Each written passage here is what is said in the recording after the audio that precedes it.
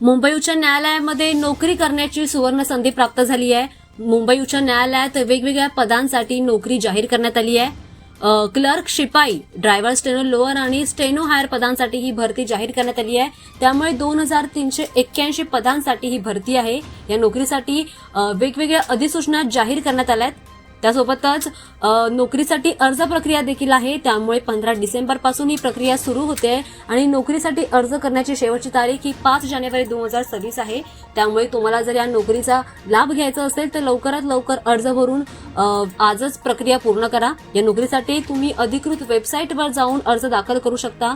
मुंबई उच्च न्यायालयामध्ये 2381 पदांसाठी ही भरती आहे। वेगवेगळ्या पदांसाठी ही भरती जाहीर करण्यात आली आहे। यामध्ये क्लर्क, शिपाई, ड्रायव्हर अशा वेगवेगळ्या पदांसाठी ही भरती आहे। क्लर्क आणि स्टेनोग्राफर पदासाठी उमेदवारांनी मान्यताप्राप्त विद्यापीठातून पदवी प्राप्त केलेली असणं गरजेचं आहे। त्यासोबतच त्यांना टायपिंगचं ज्ञान देखील असलं पाहिजे।